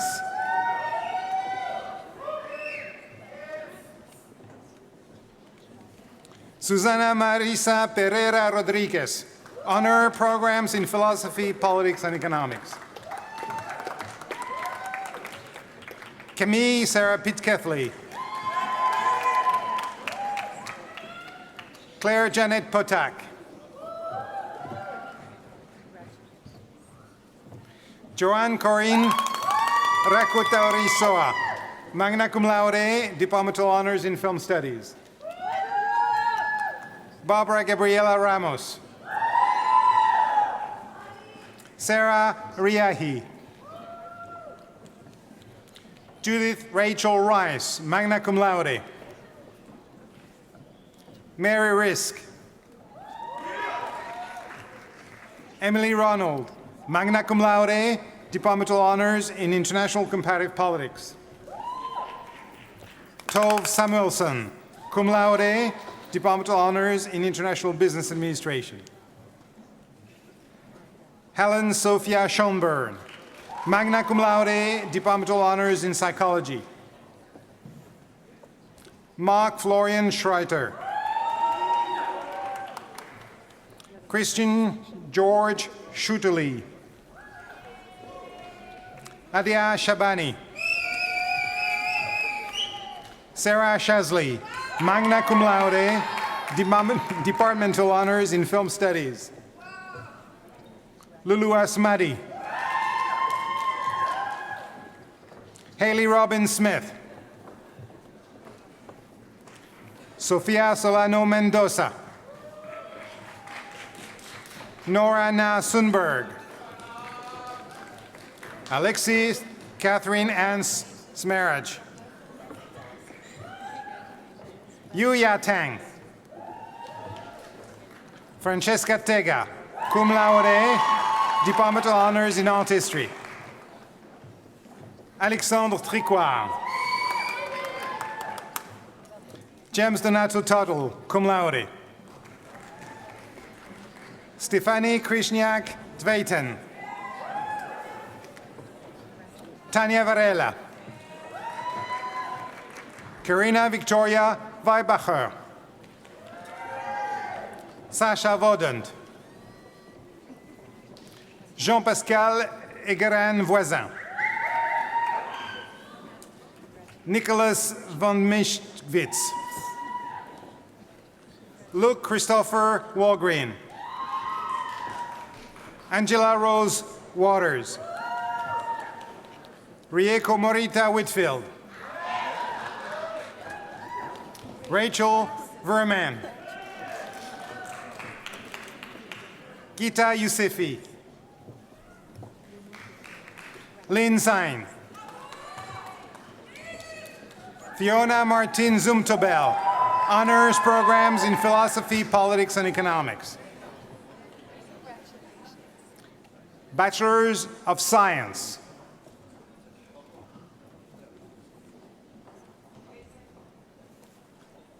Yusra Alumami Shahabi.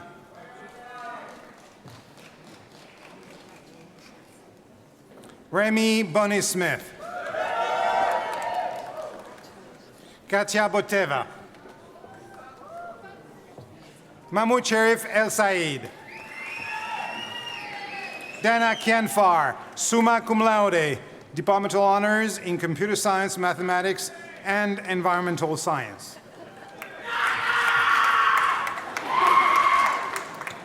Joachim Kier. Hanahi Lee.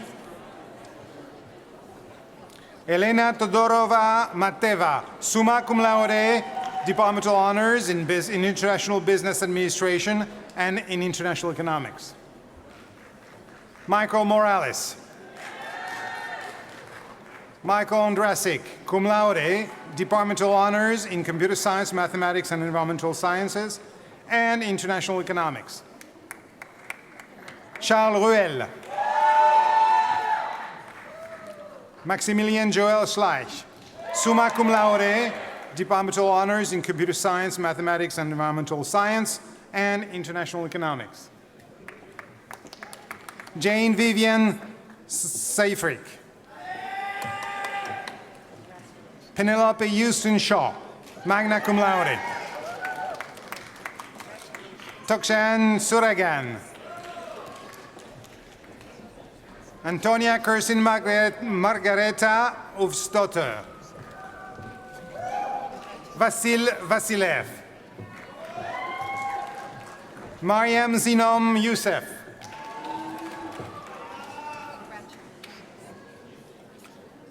Master of Arts, Cross-Cultural Sustainable Business Management.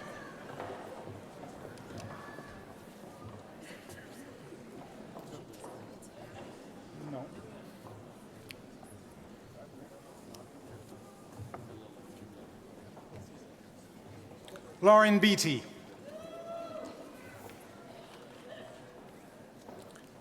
Larissa Borges.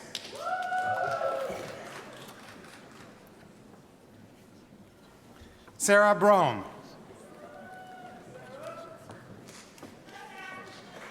Natalie Fackelman. Jessica Caisares. Christina Marpartlen. Kiki Peter.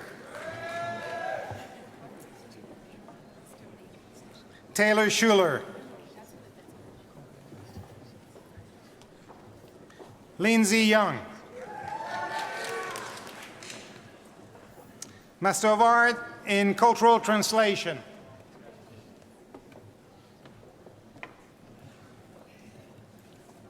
Olivia Bass.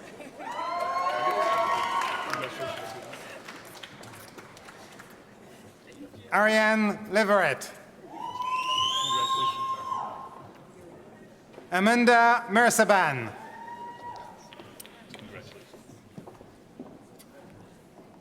Leotla Pupoksakul.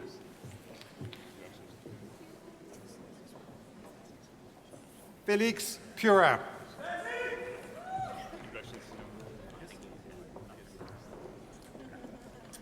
Emma Ramadan. Congratulations. Rachel Rickson.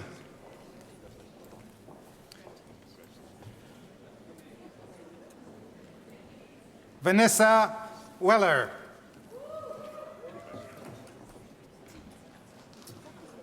Master of Arts in Global Communications.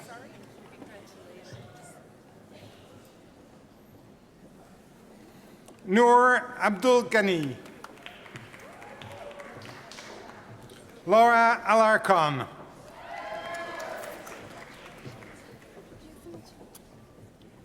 Ohud Alaj. Danielle Alvarez. Ashley Ashorian.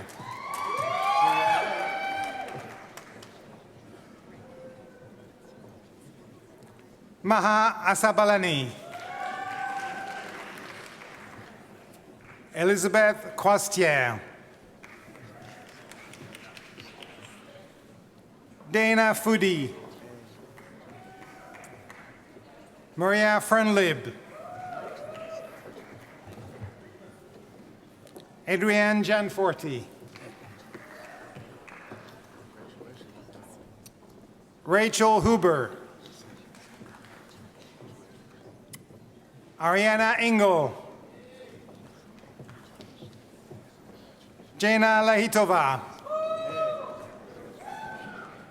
Melissa Lerma.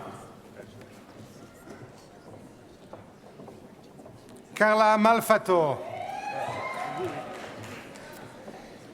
Otman Mishat. Sarah Mendoza. Caroline Plagne.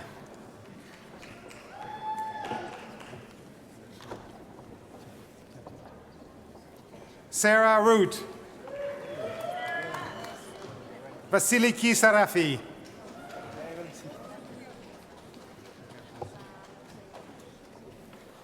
Master of Arts in Global Communications, Fashion Track. Marie-Louise Ferguson.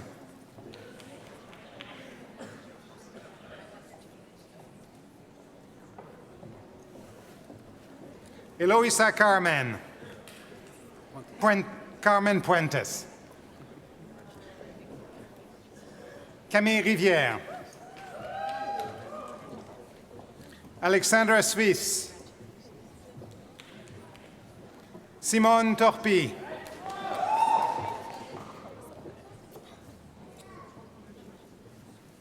Alessandra Trifero. Master of Arts in Global Communication, Visual and Material Culture track. Renee Askew. Asma Bakorji. Lisa Buhana. Lorelei French.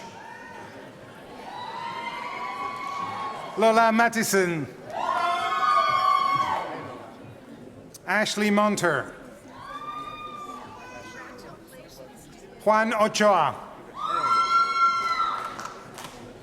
Rachel Veselo. Master of Arts in International Affairs. Matthew Alisher. Congratulations. Brandy Baker. Congratulations. Gregory Eli. Congratulations. Arturo Fernandez Guibert. Felicitaciones. Garrett Furge. Congratulations, Garrett. Elizabeth Gall. Congratulations, Liz. Vincent Hinojosa. Congratulations. Thomas Jones. Congratulations. Jean-Baptiste Maton. Mon major. Caitlin Nickirk. Congratulations so much. Catherine Ngo. Congratulations. Maeve O'Sullivan. Congratulations. Francisco Restituyo Vasallo. Congratulations. Victoria St. George. Annelise Tim. Congratulations. Master of Arts in International Affairs, Conflict Resolution and Civil Society Development. Marie-Victoire Cobuccio. Master of Arts in Public Policy and International Law. Anastasia Porasan. Congratulations. Kate Stentz. Congratulations. Alicia Weber. Congratulations. Master of Arts in Public Policy and International Affairs. Anissa Labiad. Congratulations. Master of Arts in Middle East and Islamic Studies and International Affairs. Waiting for Dr. Bonema. Yeah. Heidi Lea. Congratulations.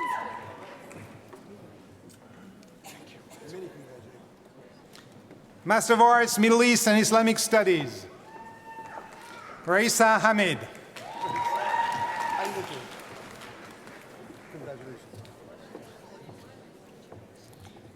Whew.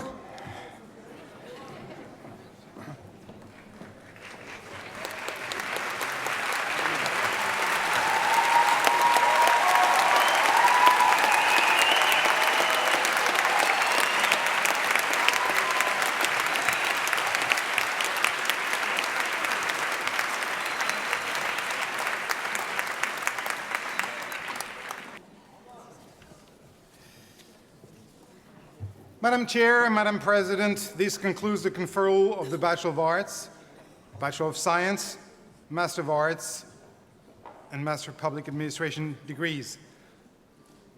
Now listen to me carefully because I shall repeat this only once. To indicate your new status as university graduates, bachelor degree recipients should shift the tassel of your hat from the right where it was, if not put to the left. Okay, it's the opposite.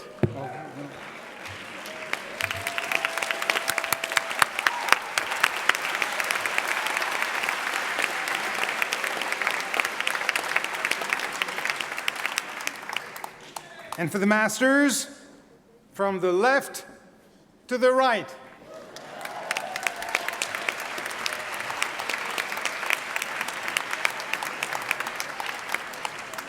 It is now my pleasure to introduce the graduating class speakers, starting with the undergraduate speaker, who is also a recent graduate in global communications. I now call on Mathieu Bandouardena.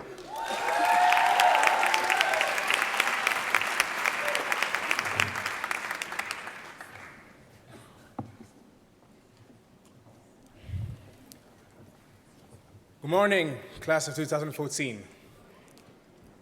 We made it. President Schenk, member of the board, faculty, administration, family, and friends, thank you, for without you, this would have not have been possible. I was 19 when I arrived at the American University of Paris in August 2011. It was like standing in front of a mountain. At first, I thought the transition from the French system to the American structure would be difficult. And my English was However, right after meeting my fellow classmates, I noticed that I was not the only one facing this issue. All of us left behind a system where we were comfortable. At that moment, I noticed that I had become part of a global community that was, in one way or another, going through the same situation as myself. All of us sitting here have faced the same mountain that I did when I started at AUP. And today is proof that we all came to terms with the simple fact that the only direction is up. Our path here has never been smooth. Cannot go to class because of a strike. Having your electricity shut off because you could not read the late payment letter from EDF. You should have called your French friend in that case. Pulling an all-nighter until your laptop battery runs out, turning your computer back on to only realize that you never saved those 20 pages. Moments like these can challenge one's will to continue the climb. So, what made it worth it? What kept us from turning our backs to the mountain before us and settling back to the comforts that we came from? The answer is that this journey was never a lonely journey. For instance, in writing this speech, I had friends coming from all over the world speaking to me in 4 different languages. My friends from Japan was like, "Daijoubu da yo, gambattoke." And I was like, no, there's no gambattoke, this is too short. My friends from Mexico would say, "Esta introducción es demasiado larga." When my Middle Eastern friend would say, Khalas. As long as people understand it, you're good, Yanni. Believe it or not, these conversations were daily. This was never a lonely journey. Those long nights at the library were made better by the breaks you would take with your friends under the Tour Eiffel. Being able to explore the city of Paris, as well as other major cities around Europe, with people that resemble a family more than a normal group of friends. How funny it was to be French and witness my classmate not being able to pronounce camembert as they were spreading it on their first baguette sitting on the Champ de Mars. This journey has shown us that any task, small or large, is achievable when a group as great as this is with you along the way. Now we are able to embrace foreign environment with courage like never before. We should use this precious asset we have obtained through this journey to help ourselves face the next challenge that awaits us. Dr. Martin Luther King said, "I've been to the mountaintop, and I've seen the promised land." We have now climbed one of the first mountains, and the experience we have gained will help us with every other mountain that lays before us on our journey after we leave AUP. My name is Mathieu Bandouardena, and this speech is dedicated to my family. Thank you.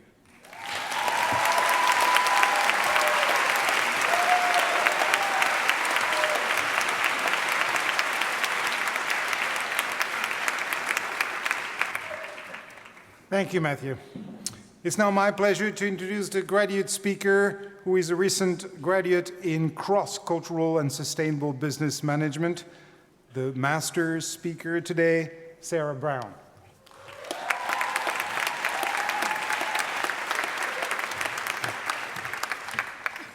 Don't worry, I won't keep everybody too long. I know everybody's kind of hungry and probably needs to use the bathroom, so bear with me for just a few moments. President Cheng, members of the board, distinguished faculty and guests, friends, family, and most importantly, my peers, the graduates of 2014, I'm honored and humbled to be here before you all. Any one of you sitting in these rows today could perform this duty flawlessly, could impart knowledge from your own myriad of experiences or varying backgrounds, and I thank you sincerely for this opportunity. So where do I begin?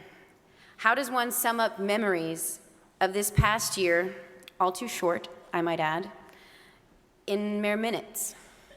I could choose to tell you classroom stories, life lessons in the form of jokes by our program director, Dr. Majidi, and the importance of the Happy Buddha state. I think all of you out there sat through that, know what I'm talking about. Or even share with you my heartfelt love, appreciation, and respect for the family that I've found here during my short time at AUP and their life-changing support. To my MCB family, thank you.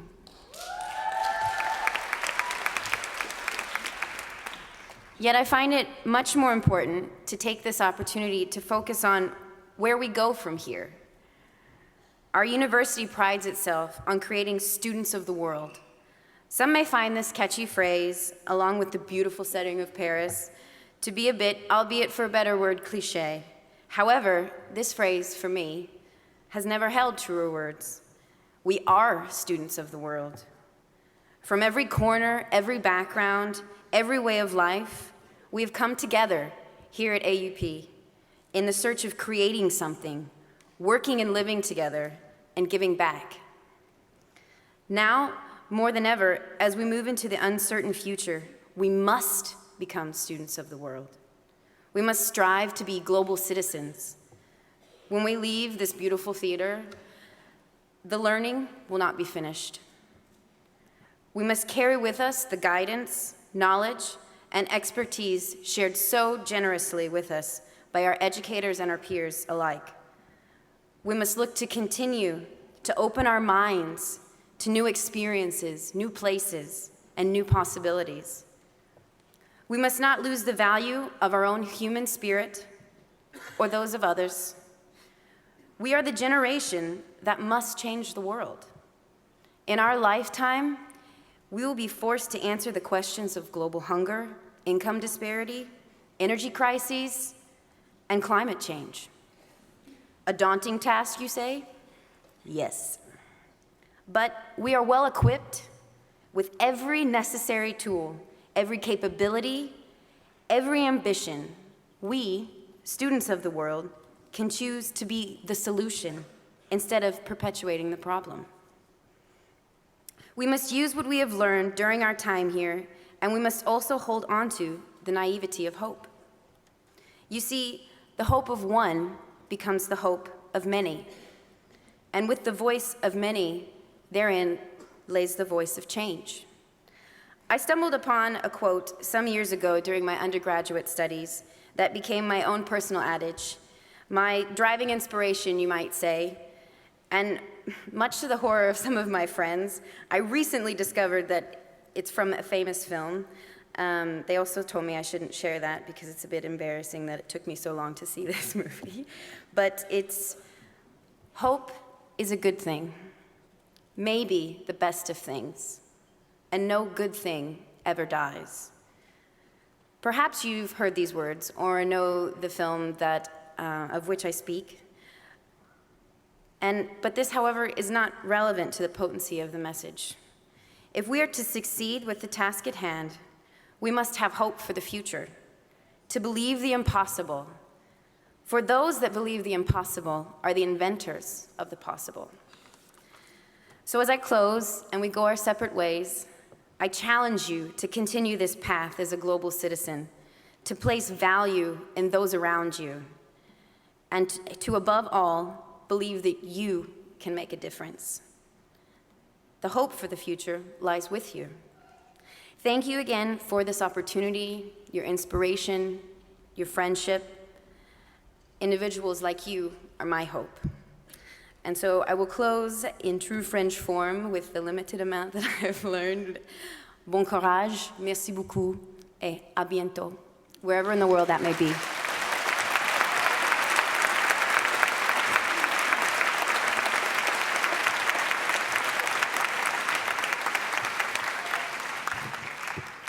Thank you, Sarah, and à bientôt. It's now time to close this ceremony, which I hope you enjoyed as much as I did. I now call upon Ayla Nejad, the 2014-2015 Graduate Student Council President, to return the mace to Professor Rosenstein.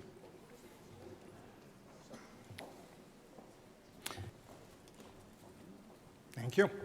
Now I'd like to ask our faculty marshal, Professor Roy Rosenstein, to lead the recessional, beginning with the platform party and followed by the faculty and the trustees. The graduates will be exiting along the aisle on their right. I ask our guests to remain seated until the end of the recessional, at which time we invite you to join in a reception honoring our graduates in the lobby of the theater. Thank you.